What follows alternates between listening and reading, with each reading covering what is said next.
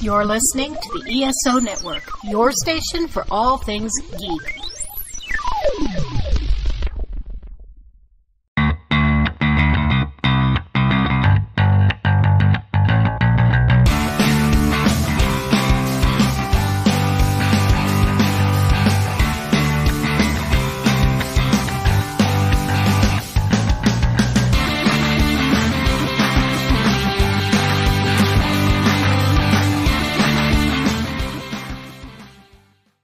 Hello, music lovers, and welcome back to Modern Musicology. I'm Anthony, and this evening I have with me my friend Rob. Hey, Anthony, how are you? I'm doing great, thank you. How are you, Rob? Well, this is like the adults have left. Yeah, So the children get to run around the house.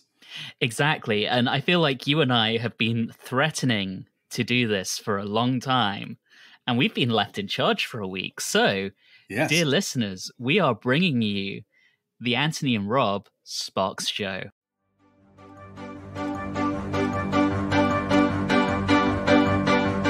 We're going to play tonight. We're going to sing tonight. We're gonna look great tonight. It's a spark show, a spark show, a spark show tonight. It's a spark show, a spark show, a spark show, a spark show, a spark show, a spark show, a spark show tonight. At long last. First annual SPARKS Show. So SPARKS are a band that we both dearly love. They have 26 studio albums, a couple of soundtracks, a documentary that was made about them a couple of years ago by Edgar Wright. They have had quite the career, and they have influenced almost everyone. And what we are planning on doing this episode is what will mostly be a relatively unstructured conversation about SPARKS for as long as we feel like going for. And then we'll wrap it up with some recommendations for how you as a listener might want to start experimenting with SPARKS if you're not so familiar with them. So to kick us off, Rob, why don't you tell us a bit about how you first got into SPARKS? So, like many people of my generation, I discovered SPARKS through Cool Places, the song with Jane Wiedlin. And in the 80s, that record sounded a lot like other records that were out. It's very distinctive in how it sounds. It's very much of that time. And I'm a Go-Go's fan too. So it was like, oh, okay. And then I realized when I'm watching, like, these guys look really weird and cool. So I I dug that song. I heard a couple things. It had been a while, I kind of put it away, graduated through college or through high school.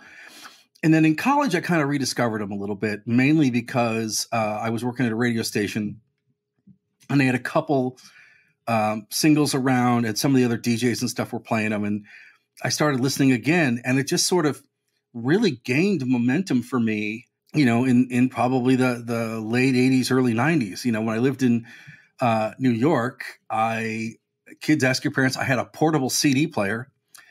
And I would ride the subway, and I needed something to keep me that was really kind of upbeat, wasn't political. And a friend of mine said, you should just listen to SPARKS. So, I went down and went to a used CD store, and I bought like 9 CDs for like $20, right? And I just started going through them, and they were all random. And I just started listening to them, taking the subway an hour and a half every day to and from work, right? And that kind of was like, okay, this establishes SPARKS as a musical group that I like, and I'm not really sure where they're going. And then it also sort of made them kind of an emotional crutch, if that makes sense. One of the great things about my relationship with SPARKS is that they're very much kind of a band I can always go to and listen to. You don't have to be in a particular mood, right? So they kind of were my go-to. And then, from that point on, I got hooked. And their catalog is so extensive that you could just kind of explore. There are still SPARKS albums I don't think I've heard all the way through, or if I have, I haven't done it in a while. So they've got a catalog where you're constantly discovering new things. And also because they've dipped their toes in so many different genres, I'm learning about different styles of music or thinking about them in different context all the time, if that makes any sense.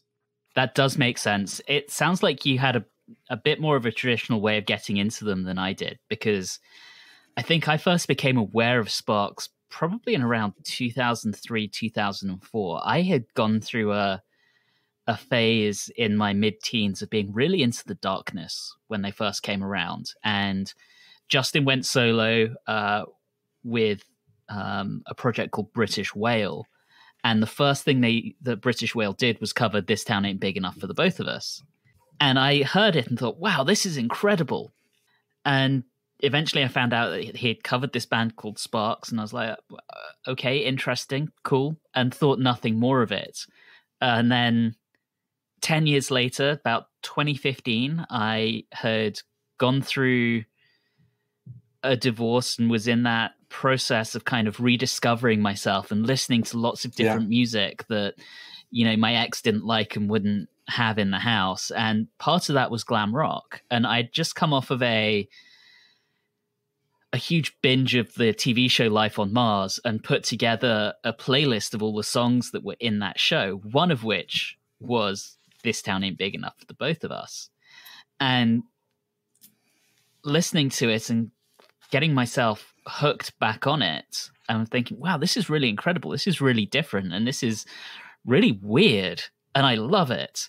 So I kind of thought, what are they doing these days? And I looked them up and they had just put out the FFS album. And I kind of thought, well, I love Franz Ferdinand. Let me take a listen to this. And that album was just incredible. That album blew my mind and was probably my album of the year that year. Mm-hmm.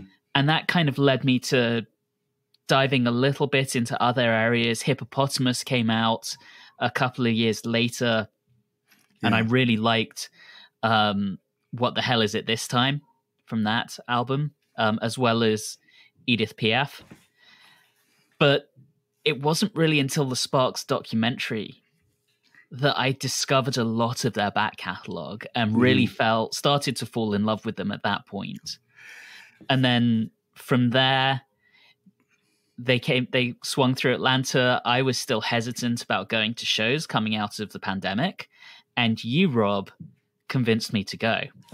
Oh, wow. I mean, I remember we were chatting before or possibly after we recorded. And you said to me, I said I was thinking about it. I was uncertain. And you said, you must go. These guys are in their 70s. You never know which tour will be their last. And had I seen them at that point? That's what I don't remember. You had not. Okay. You know, what's interesting, too, to your story about that is that I had kind of came into them through the old catalog, and I had not really listened to a lot of the stuff after 2000. So, I mean, the FFS record came out. Mm-hmm. That made me go back to Balls and some of the other stuff, right? A lot of the stuff that's been reissued, and made me kind of look at that stuff, because I kind of got, without sounding like a moron, there's so much music out now that I kind of forgot that they were still making records. Yeah. And the FFS came out and I'm like, oh, wait, they've got these records. And that for me kind of kickstarted the discovering the records from the early, you know, from the 2000s and stuff, the stuff that's getting released now. So that's kind of an interesting spin off of what you said, you know, is I kind of got into it late. I mean, I think music that you can dance to, I remember listening to, and I think I heard the live album in 2020, but like Little Beethoven I'd forgotten about, and you know, some of the Steady Drip Drip Drip, some of that stuff I completely missed. And then the tour made me go back, or the movie made me go back, and the combination of the movie and the tour made me go back and sort of listen to the newer stuff. Yeah, it's interesting when you talk about it like that, Rob, because I think they have reinvented themselves so many times. I mean, you can almost divide their back catalog up into certain eras where they're almost like an entire career of a band in like 6 albums, and then they go off and they do something completely different, going from introducing Sparks to Number One in Heaven, for example. Huge shift in sound, and yet it's still undeniably Sparks. And that's the same when you get Lil Beethoven coming after Balls, or, you know, when you get FFS coming after the seduction of Mark Bergman. You know, they are constantly reinventing themselves, and that's part of what makes them so interesting. And I had not realized this, until we started, kind of doing the podcast. I remember I heard a lot of stuff that my brother would bring home, in sort of the late 70s, early 80s. And I completely forgot that I had heard, Number One Song in Heaven kind of by osmosis. Like my brother brought home a lot of Devo, outside of his like soul records, a lot of Devo, B-52s and Sparks, right? Mm-hmm. I kind of remember hearing Number One Song in Heaven, and I'm like, what is this? And it just kind of got put away. It's kind of like this forgotten memory thing that comes back. It kind of reminded me, just thinking of that a couple minutes ago, that like some bands that you like, you always have a particular memory of a certain place of where you are in your life when you hear them, right? Mm-hmm. And Sparks is kind of that bad for me. I moved back from Brooklyn after a really terrible breakup, and I just started listening to Sparks to kind of make me feel better. And then, coming out during the pandemic, I listened to him a little bit. Coming out of the pandemic, when I heard, between the movie and the tour, I was like listening to him all the time. Same. Yeah. Same. It's funny that you and I both kind of started getting the bug for Sparks after breakups as well. Yeah. Speaking of, some of this stuff as it came out, my mother, she was born in 1958, so she would have been 15 or 16 when This Town Ain't Big Enough for the Both of Us happened. Yeah. And she remembers that coming out. I mentioned to her last year when I went to see Sparks that I'd gone to see them. And she went, oh, yeah, I think I remember their big hit from 74. And then I asked her if she remembered Number One in Heaven, because, of course, that was their second breakthrough, effectively. And she didn't until I played it for her. And then she said, oh, this actually sounds really familiar. I think I remember this, because 79, she would have been, 21. Yeah. So, and she was fairly hip, I would like to think, at that age. So at uni, she would have been listening to that kind of thing. And I think too, the interesting thing about this is that Sparks are very much an American band that feel like an English band, mm-hmm. if that makes any sense, at least as an American. And that may be because they just got more attention and radio play in Europe, because they're also sort of kind of almost more German than they are American too, right? Yeah. So I think in a way it took them a long time to break America. I think they broke Europe and Japan and some other places in the world first. And then they kind of got big over here, sort of underground. Right. They were kind of like an underground sort of culty kind of a thing, like, oh, you listen to the B-52s, or you listen to Devo or Talking Heads, kind of like that. And I think they also kind of got lost by not being from that cool New York art scene. I think they kind of got lost in some of that. Like I just can't imagine Andy Warhol, for example, not liking Sparks. I have no idea if he did or not. But, you think about stuff like that. And I'm like, there's certain people that you can totally imagine, this makes perfect sense for this person or this person. But I still wonder why they weren't bigger in America. Yeah, and it feels like Cool Places was really the biggest they ever got. I think that hit number 49 on the Hot 100. Yeah. I predict, I think, hit 60, but they were never as popular here as they were in Europe. Well, I remember running to the cassette that I had in my stereo, on play record was ready and pause. I just had to click the pause thing on the cassette. Kids, ask your parents. Because I was listening to Casey Kasem, and I was waiting for Cool Places to come on because it charted the week before it was on MTV, and I couldn't get the 7-inch single at the time. And I wanted to have it to play over. So I recorded it off of American Top 40. So for me, kind of listening to that single kind of was an event. Once it hit MTV, it was everywhere. And then it kind of faded away after MTV, right? And now, there's all these like 80s compilations and all this 80s retro stuff. And it still kind of doesn't get really thrown in there either. It's kind of weird how forgotten that track is, even though it really broke them. And it's a great track. Yeah. But I do think, listening to their glam stuff is fantastic.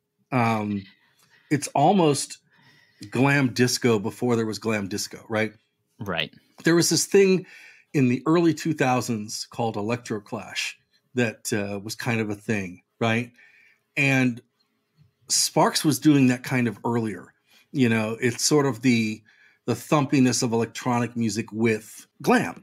And I think that they were on the forefront of that. And I think that they also were ahead of the time, not just with Cool Places, but other stuff, with sort of crafting the synthesizer as not a supplemental instrument, but as a forefront instrument. Right.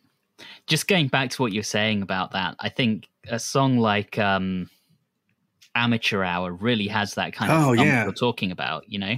Yeah. And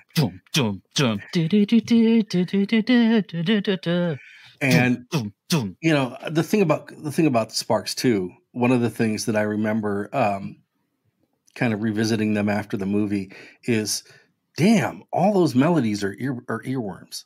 Oh yeah. Anytime I see anyone mowing a lawn now, Lawnmower is in my head for a while. I know you love that song. And it's mainly just because when I was growing up, the guy next to us collected lawnmowers like some people collect, you know, coins or stamps, right? And so when I hear that song, it sort of harkens back, again, a memory, but it sort of reminded me of like the person in that song. I know that guy, right? Yeah. You know, and it also too sort of they encapsulate this sort of like almost capitalistic essence of, you know, America of the time that they were making records. Like, you know, people are really into materialism and people are really into like, you know, throwaway fun and being very disposable. But for stuff that sounds really like disposable pop, it's got a lot of layer and depth to it, which I really like too. It's interesting, you know, thinking back to the documentary and just touching back on them never really breaking America. I think it goes back to something Flea said, right? He says people don't get them and don't take them seriously because they're fucking funny. Yeah. They're not a parody band, but they're a band with an incredible sense of humor, and their humor in some ways is actually very British in itself. Yeah. Which doesn't always translate well in America to non-Anglophiles. They are also a band, they're one of the few bands I can say this about. Their humor is also very French. At the same time. It's also very German. Yeah. And they also have this whole Japanese stoicism about them too. It's very weird where all this stuff comes from. It's almost like they've got all of these facets from other cultures except for the one they actually grew up in. And it's just who they are. I think it's the things that they love, right? I think it's the fact that they love anime. I think it's the fact that they spent so much time in England. I think that they probably listen to a ton of French pop records as well as sort of like a lot of prog and a lot of German Kraftwerky kind of stuff and Neu. Yeah. So I think a lot of it is just their influences seeping in too. Which is interesting because, you know, people say they did an electropop album before anyone else. People who say that are clearly forgetting, to your point about the krautrock scene with Kraftwerk.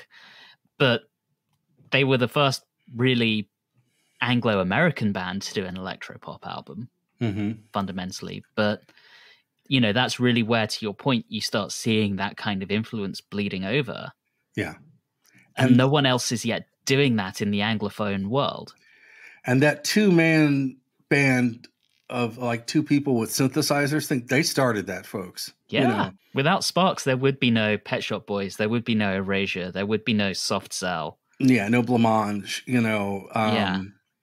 I don't even think there'd be a Human League, even though there's more than two, you know. Right. And it's interesting, as someone who is a huge fan of, you know, the Pet Shop Boys, the more I explore Sparks, the more I hear how that seeps into their music, even though they've never acknowledged it. There's a really funny bit about that in the documentary. But like, I really hear it in Sparks when I listen to Soft Cell, and I really hear it in, you know, some of the stuff like Blancmange and some of that other stuff too.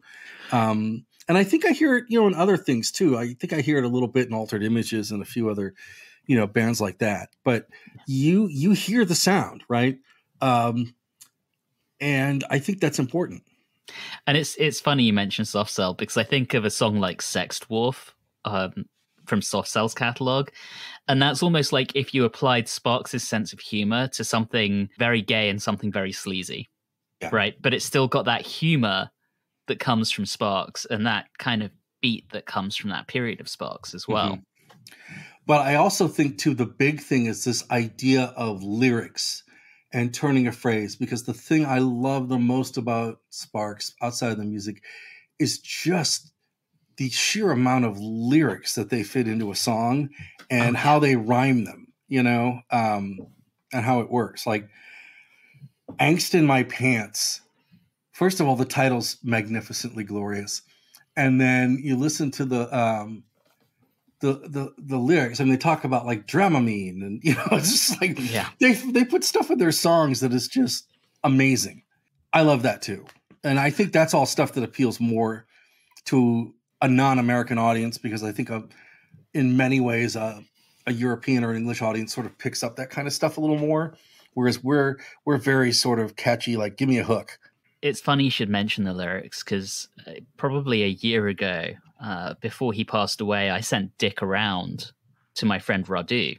And, Radu was a huge metalhead. He didn't listen to a lot of this kind of stuff. And I was fully expecting the standard response I got from him when I sent him this kind of stuff, which was, thanks, I hate it. But it kind of goes silence for 20 minutes. And then I get the 3 dots and it stops and it starts again. And eventually he goes, that was the best thing I have heard in a long time. Yeah. The lyrics were amazing. The transitions in the way the song works were amazing. There have been very few times where I've gone to see a band or an artist live where the people there are so cross-representative of different things, right?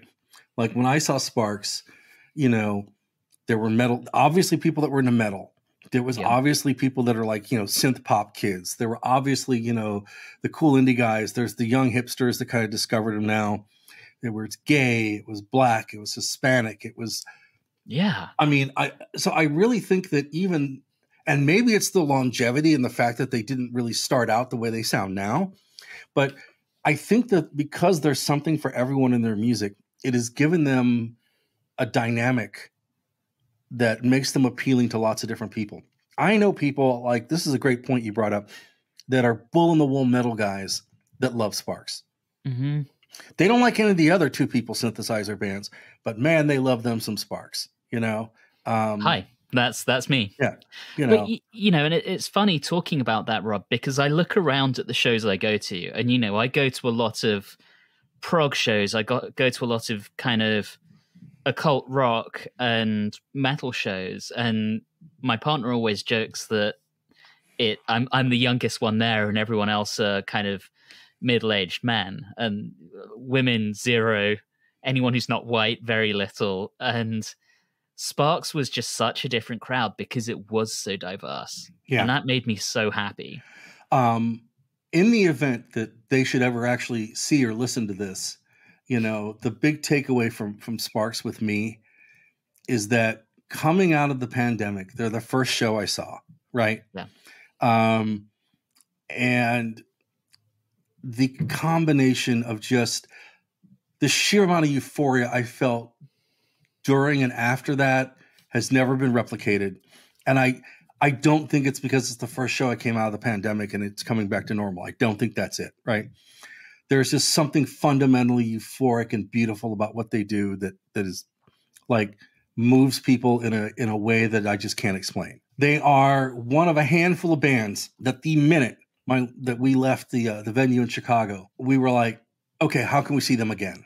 And I'm seeing them, in July, and I'm already like, I'm going to want to see them again. How do I make this work? Because I didn't think I'd see them after seeing them last year. I didn't think I'd ever see them again. And I'm just like, it is, I can't explain it. It is just this thing that nags at you. You're like, that was great. Let's do that again. It's almost like when you ride a roller coaster and you get off of it and you're like, okay, that was such a cool thrill ride. I'm on it again. I can't explain it, man. There's just something about them that you're just like, I got to see them again. Yeah. And I mean, you and I have talked about this on the show before. That felt like such a special tour. Something about that experience was almost spiritual.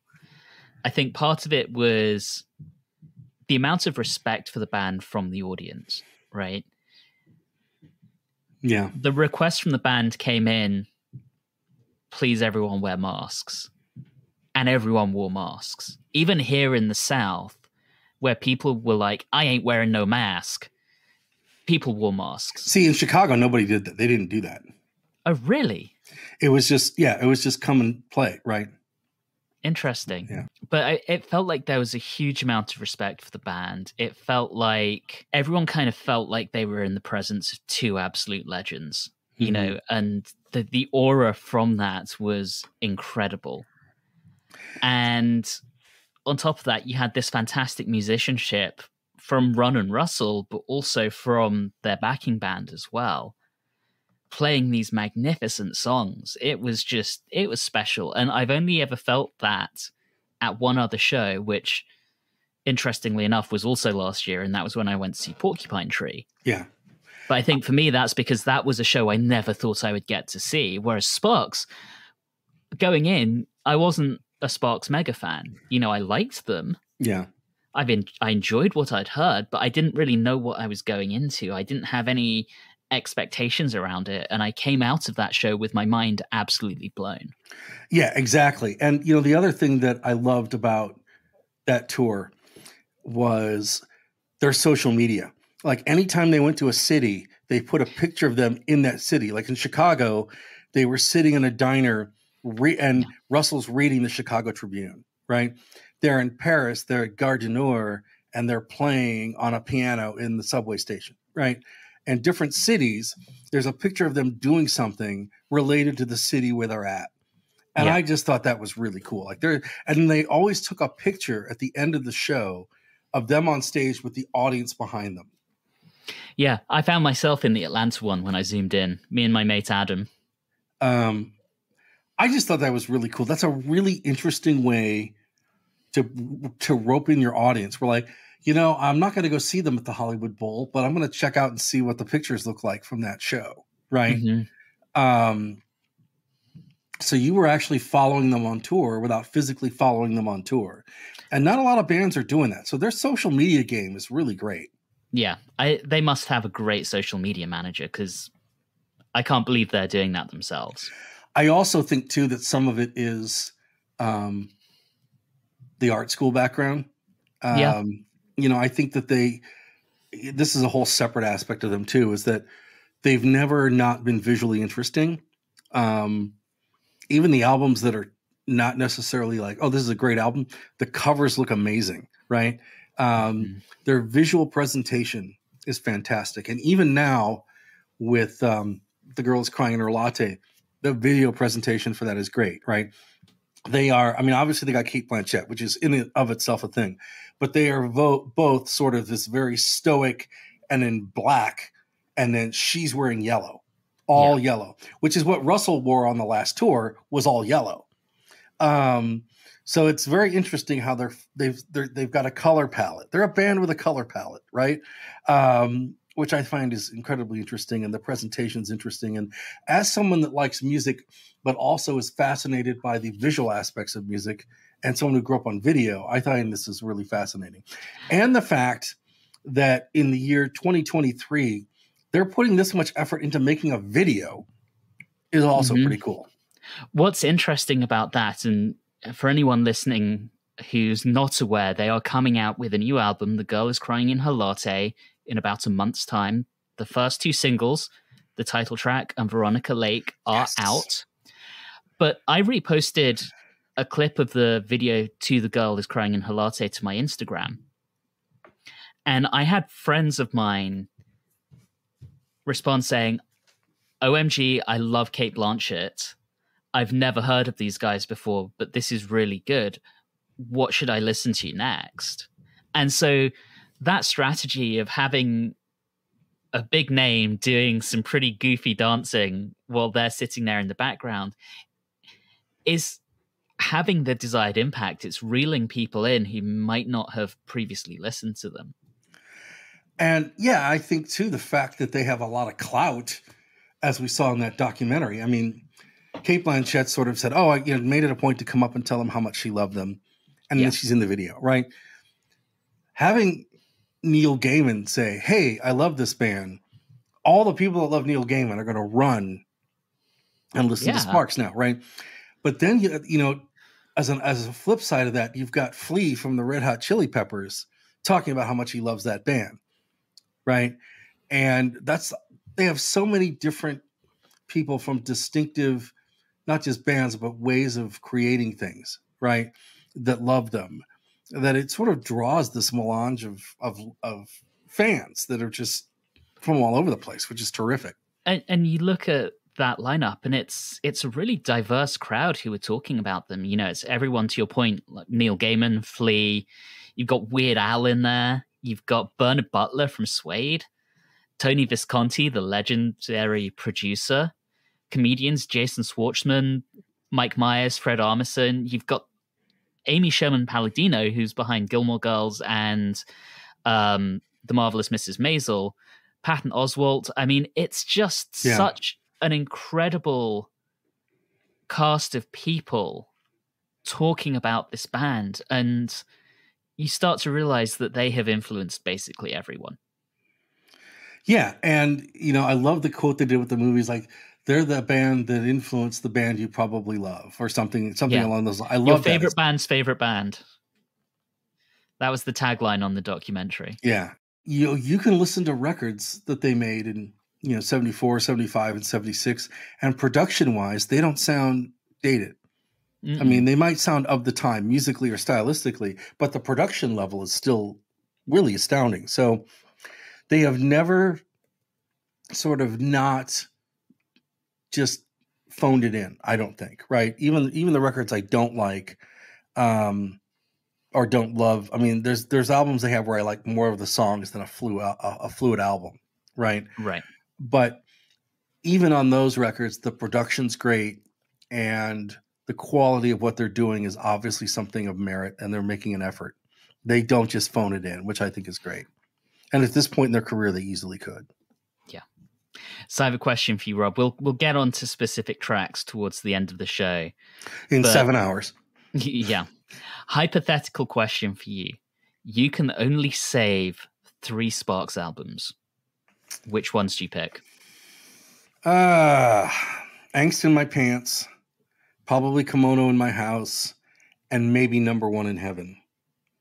Interesting. We only have one mutual choice. I will instantly, the minute you say one that's not on my list, go, oh yeah. But those are ones that I know resonated with me at periods of my life that mattered. So that's why. So I would go for Number One in Heaven, because obviously to me that is nearly a perfect album. There's not a single track that I skip when I listen to that. And then you look at the marketing as well around that, and the radio spots that they did with was it Peter Cook? I think it is Peter Cook, yeah. Yeah, those are hilarious. And I think that marriage of Sparks and Giorgio Moroder is just magnificent. Yeah. Then, because it was one that really resonated with me at the time, FFS. I was thinking about putting it on the list, but I'm like, well, is that a pure Sparks album? So yeah, but yes. Yeah. To me, that's just special. To me, it sounds more Sparks than it sounds Franz Ferdinand. Yes. It sounds like a Sparks album with Franz Ferdinand as the backing band. Yeah. And then, last but not least, I would pick Little Beethoven. Which I love. Yeah. Yeah. To me, that's just that something like that is so sonically different to anything even today, came out in 2002, is just bonkers. Talk about ahead of their time. And in 2002, everything sounded so different than Little Beethoven, which is probably the reason why it's lost. That's what I mean. I mean, you got the Strokes, you've got, all those New York bands and stuff. Yeah, the music industry was in the middle of that post-punk revival. And like when you listen to everything, Suburban Homeboy is very much a mock of the times. Like that was one of my favorite live songs in that last set was Suburban Homeboy. I'm like, I mean, if that doesn't make you feel better, I can't help you. Yeah, I've trained my partner to say yo-yo, so so she yo-yos me and I yo-yo her back because I'm a suburban homeboy. And then melodically, it's got that sort of like almost baroque-ish kind of classical thing going on behind it. That's really cool. Yeah, right. There's something very musical about that song as well. Yeah. And on top of this, there is very much an aesthetic of sort of an attention to like classical Western music that's kind of in the mix somewhere too. Yeah, it's hard to pick. It's hard to pick an album that you love by them. And I hate the question of pick your 3 favorite tracks or your 3, but those are I went with those. One, they're probably, if you're jumping in, an easy place to start. And it also represents sort of different periods of the band. Like I've rediscovered Terminal Jive and I've learned to like that a little more than I did when it originally came out. And Drip, Drip, Drip, I've learned to like a little more too. With Terminal Jive, I mean, that starts with When I'm With You, and that bass line on that track is just insane. That is so catchy. And then it comes in with that little synth hook. Do, do, do, do, do, do, do, do, do. And yeah. I was listening to Sparks a lot when I was in London last year, and that track makes me think of certain times during that trip because I was on the tube listening and it came on my playlist, and it's almost like association. I actually have an England Sparks memory too. Like the first time I was in England, I went to the Camden Underworld. And I ended up meeting a very great friend of mine who I'm still friends with today at the bar. And I gave up my seat so she could sit. And I remember there's certain songs I remember hearing that night. Like I remember hearing Fatboy Slim, and I remember hearing a couple other things. But then I remember like I was in the middle of conversation, and I'm like, and I very seldom shush someone, but I just sort of did this thing, and I was listening. It's like, oh my God, they're playing the #1 song in heaven. Right. And I'm just like, it's in a room and it's loud. And like, until then I'd always listened, through headphones or in my own spaces, but in a big, loud room, I'm like, of course this fucking works. Right. I DJ'd at a couple parties and club things in New York in the late 80s and 90s. And I'm like, I never fucking thought of playing Sparks. What the fuck is wrong with me? Right. It's like, it's this totally aha moment. Right. And I ended up, so I heard that. And then I went to a play in Earl's Court 2 nights later, and somebody's driving by, and again, I'm hearing Sparks, like just somebody playing something from Indiscreet. I think, oh God, what was it? I think it was Happy Hunting Ground. And I'm just like, so it was like, okay, this is prolific, and I hadn't thought about that till you brought it up. Right. And again, it harkens back to hearing them. And then I was in a bar in Budapest, and I heard Cool Places, like in this like really beat up old jukebox. And I'm like, what the hell is that? And that's kind of when I started to realize that these guys are more than an indie band that I love, that because the movie wasn't out then. And I kind of began to realize there's other people that are into this. And that was kind of reaffirming for me. And it does come back to just their popularity in Europe versus here. And what's interesting is their resurgence in Europe kind of began a little bit before the movie. Yeah. Because, and I'm not sure if it was the FFS collaboration that did it, but suddenly, Exotic Creatures of the Deep, which was their last proper studio album before FFS, reached 54 on the UK albums charts. FFS hit 17. And I think that's, the power of partnering with Franz Ferdinand. And then Hippopotamus hits number 7, as does A Steady Drip, Drip, Drip. Yeah. Well, I also think too that, they had the advantage too, in England, that they had John Peel behind them, which is, you know, I know it sounds crazy, but never underestimate the power of having John Peel behind you. But there are enough DJs there that played them that I think that they're never out of the consciousness of British radio. But my point is that they suddenly had an uptick even in Britain. Oh, yeah. And I think partnering with Franz Ferdinand was the catalyst for that. Yeah, I think it was. And I think it got them out in the music press too. And it got them the attention of a new generation. Because you think, you know, Franz Ferdinand really hit big around, 2003, 2004. Yeah. That was my generation. I was 16 when Franz Ferdinand broke. Jesus. Okay. Right? Sorry. No, it's okay. Sorry, Rob. I know I'm making you feel old. No, it's totally fine. And so, you know, we talk about how I got into Sparks, and while I was aware of them and I'd heard this town ain't big enough, FFS was the first time I really sat down and listened to an album from start to end. And then that pulled me into Hippopotamus and A Steady Drip, Drip, Drip. And then the movie came along, and that's when I discovered the back catalog. I had Franz Ferdinand on my show, and we did something different with them. We didn't have Alex, but what we did is like, hey, you guys have been on tour. You probably just don't want to do a session. Do you just want to come in and play records you like? Right. For 2 hours. And it started this whole, and this is after the Sparks record came out. And it was probably like right after Always Ascending was a single, kind of like, so it's fairly recent. And the just glow in their face when I would mention Sparks, right? It's like, okay. And I remember talking about just how much a perfect pop record Johnny Delusional is. Oh God, yeah. It is. It does everything a great pop record does. And it's probably one of the last few records that I was left wanting absolutely more. I'm like, no, this song cannot end now. Right. This song is too short. Stop this now. Right. It's perfect.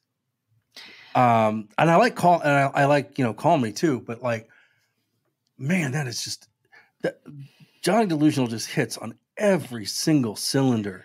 To me, that's another album where there's not a single bad track, but No, Johnny there's not. Delusional, what an opener. And it's one of my big regrets that I didn't fly to New York to see them on that tour, Me too. which I Yeah. thought about doing.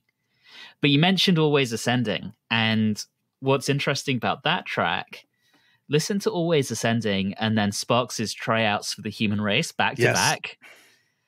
You can see Franz Ferdinand got a few ideas from the Sparks boys while they were on tour.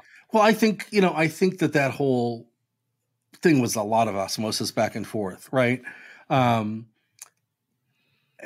that was such a love fest. You could hear that was a love fest making the record, you know? You could also hear it with the records with Marauder. Yeah. That was clearly two artists that were in love with what the other was doing.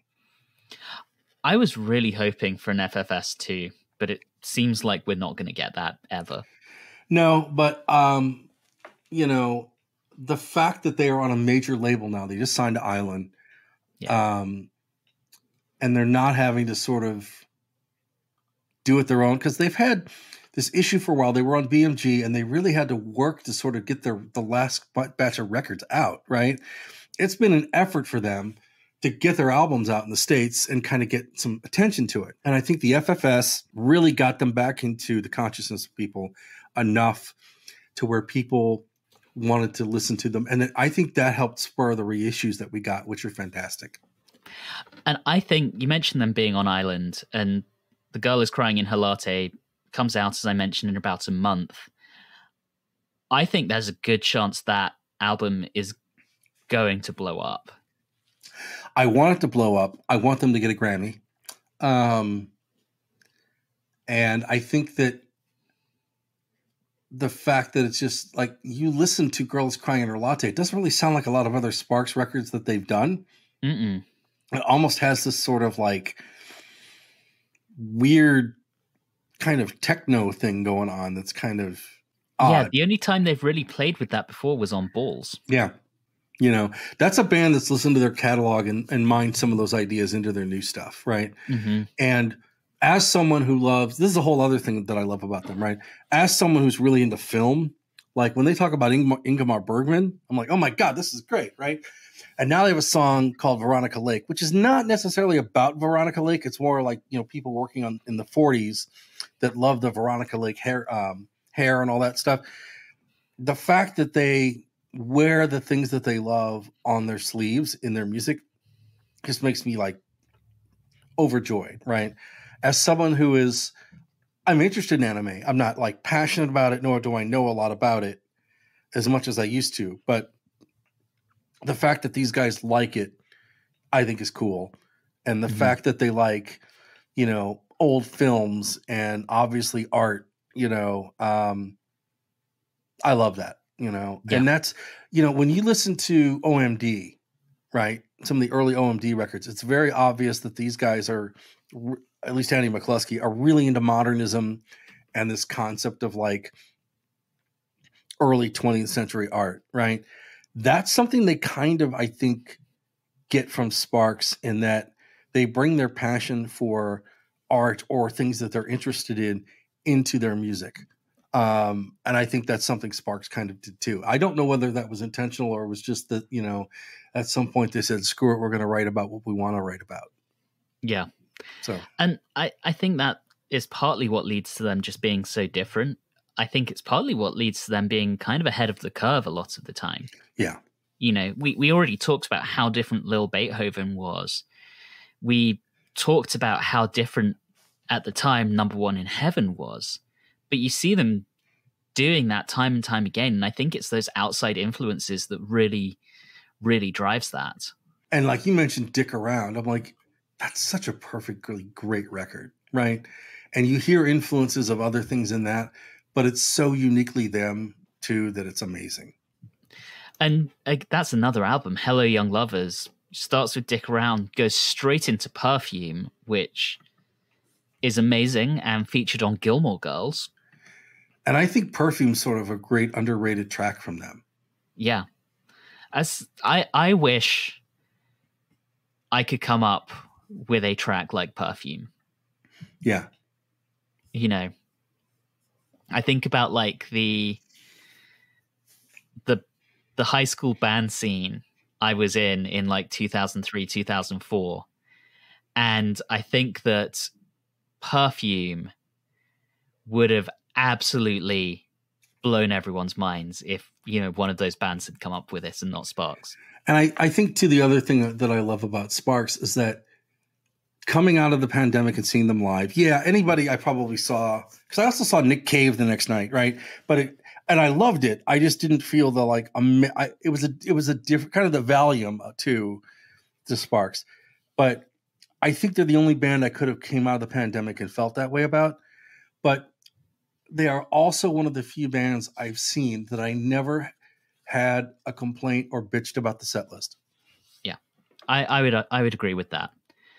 All right, that seems like the perfect time to segue. We are going to take a quick break, and we will be back after the jump with, instead of picks of the week, some recommendations on where you, dear listener, can get a starting point on the amazing band that is Sparks. So, back in a second. So, Brittany, Martha, tell me about your podcast. Oh, no. It's like we're in sync, but also kind of a disaster. We are always a disaster. So our podcast is fun if you want to hear two people talk about and complain about stuff that they love and also hate. And drink. And drink. And the show is called? Oh. But first, let's talk nerdy. And you can find us on the ESO network. Ba-ding. See you next Tuesday. And we're back. And as mentioned, just before we cut to that little advert for another show, we're going to do some Sparks recommendations. Or, wait for it, Spark recommendations. Oof. Questionable, Copyright, Rob. Trademark. But I'll allow it.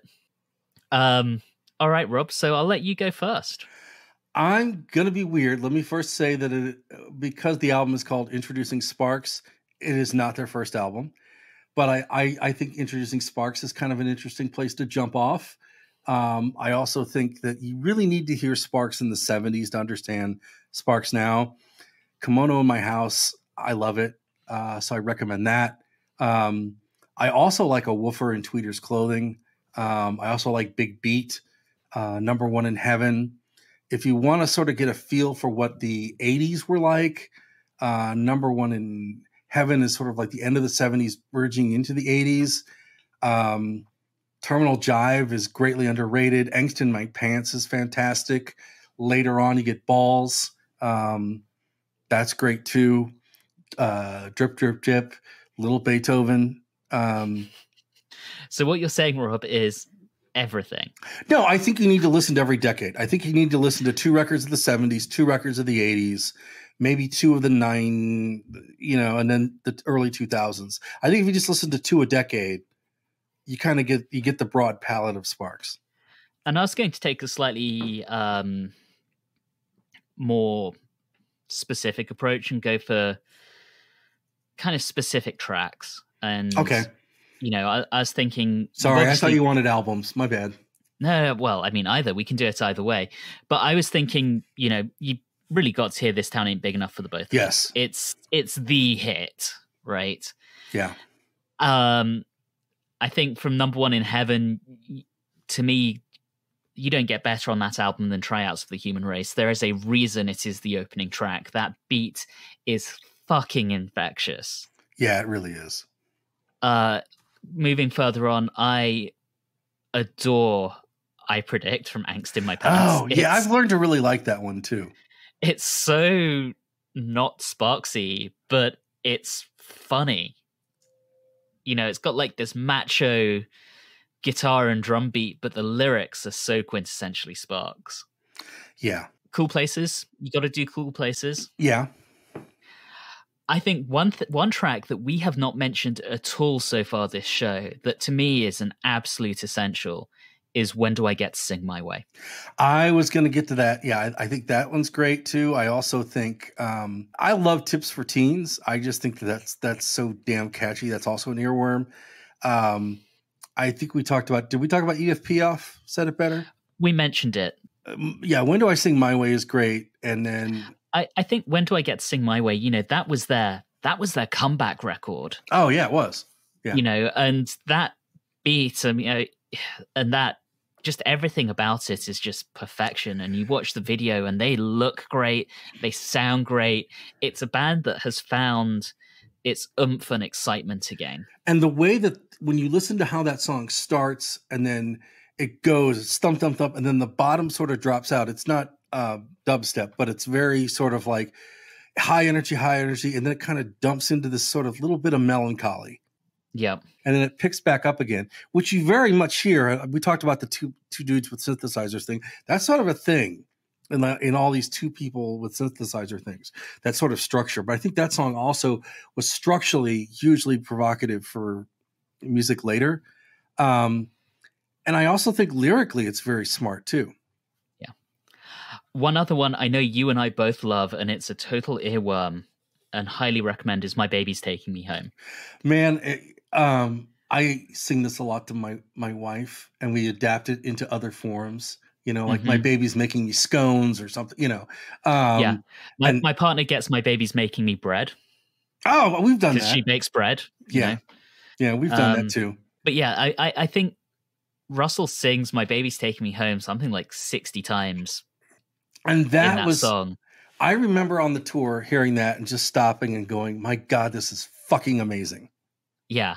And there was an interview with Ron where someone said, what's the real meaning behind My Baby's Taking Me Home? What's it actually about? And he just responded with, it's about my baby taking me home. Which is just Ron's dry humor. It's also, very much the song about hope and enjoying the moment. They're very much a band that talks about enjoying the moment, right? And sort of there are the simple things. They don't write songs about rolling fatties and having caviar. They write these songs about having these moments that are sublime and sort of enjoying the moment. That's very much a thing in their music that I love too. There's that, but then there is also that sense of melancholy we've talked about a few times. Yeah. Edith Piaf said it better than me, is all about, regretting the way you've lived your life. Yeah. You do get that sense of regret, though, too, in When Do I Get to Sing My Way, too, which is kind of interesting. That's kind of an interesting motif that I had not thought about. That is also the first time we've used the word motif on the podcast. So we've clearly graduated to the 7th grade. We have. I want to call out a couple of deep cuts that I think deserve a bit more attention as well. Okay. Firstly, Rosebud from Music That You Can Dance To. Oh, yeah. Is so good. It's very 80s. It doesn't really sound that much like Sparks, actually, but it's a phenomenal track.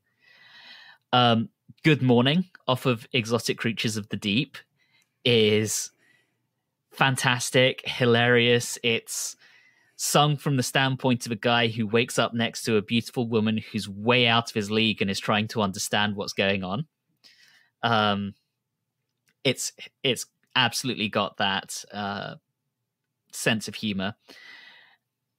And then last but not least, going back to Lil Beethoven, I wanted to give a shout out specifically to I Married Myself. Oh, yeah. Which is also kind of melancholic. Yeah, I'm going to give a shout out to Madonna and also Popularity. Okay. Madonna, they loved so much they recorded it, I think, in 3 or 4 languages.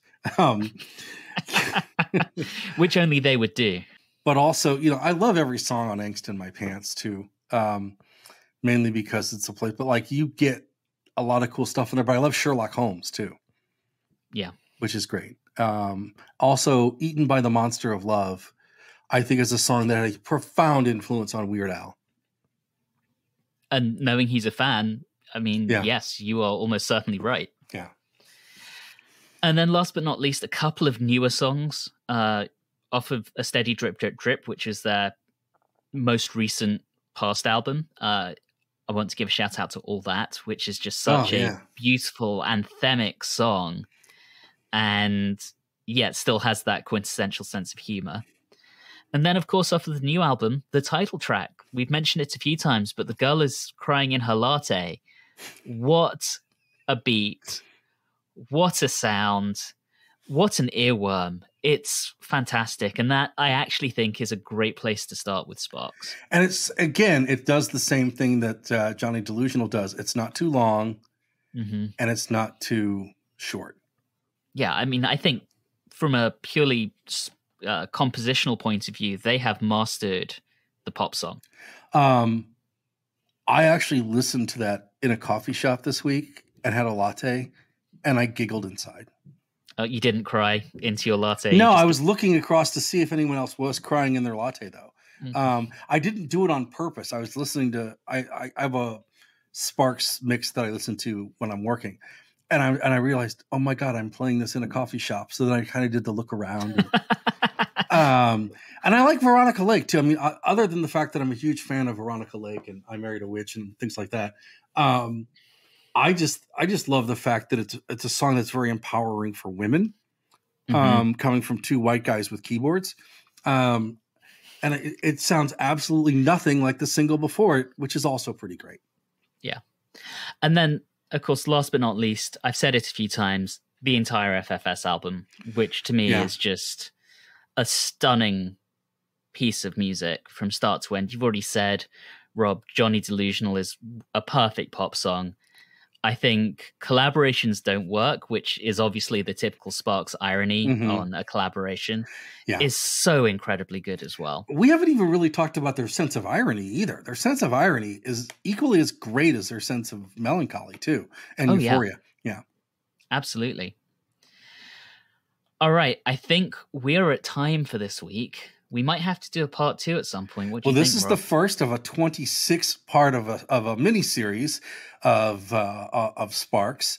Actually, it's 28 because we've done the intro. Now we're going to do album by album, and then at the end we'll cap it off with a roundup episode. So stay tuned for us for the next half year as Alan and Stephanie take some time off, and Rob and I present to you our series on Sparks. Yes. Sparks. No, just joking. Alan and Stephanie will be back with us next week for a different topic. Oh, Stephanie will be back with us next week. I think Alan's actually still going to be away. I believe Alan is so traumatized that we're talking about Sparks that he has to stay home.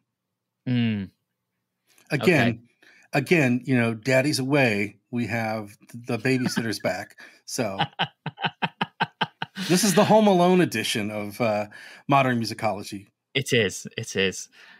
All right, Rob. So where can people find you? I will say that before you find me anywhere, just take some time and listen to Sparks. Just pick a random album and listen. That's the first thing.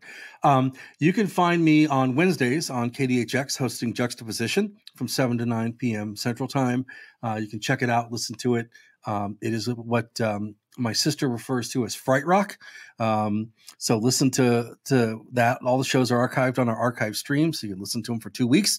I also host a show called Antics on Louder Than War Radio, and that is Mondays from 6 to 8 p.m. GMT, and that is also streaming. They have a Mixcloud page with all of the archived editions of Antics. Also, the Need Coffee podcast, Weekend Justice, and I'm doing some writing for Inc. 19 and a couple other websites as well. Awesome. And since Rob gave you a last Sparks thought, before I tell you where else you can find me, I will do the same. The documentary, The Sparks Brothers, is truly a great documentary, and it is a great jumping on point to get a good overview of the band, their music, and their history. Yeah. Highly recommend. You'll hear from so many people that you recognize from music and film and TV. It's worth 2 hours of your time. And the great thing about that movie is there are people I know that have no idea who Sparks were or anything about them, but they just, as a documentary, loved it. Mm-hmm. And we are in a golden age of documentaries right now about music. So see that, even if you never listened to Sparks, you will after you see it. And outside of this show, you can find me on Watchers in the Fourth Dimension, a podcast where we are watching our way through Doctor Who from 1963 until now. We are on a little bit of a hiatus right now, but I can confirm that we are starting to work on new material. So we will be back sooner rather than later. So you can find us on all of the usual places where you get your podcasts: Spotify, Apple Podcasts, Stitcher, Google, etc., including where you're listening to this show. And you can find us on social media, Facebook, Instagram, and Twitter at Watchers4D. We will be back next time round with another show with Stephanie back. But until then, thank you, dear listener, once again for listening. We appreciate you, and have a great week. See you in a week's time. Ciao. This has been a broadcast of the ESO Network. Be part of the crew and help support our shows by donating to our ESO Patreon or by shopping for the TeePublic store, which can all be found at www.esonetwork.com. The ESO Network, your station for all things geek.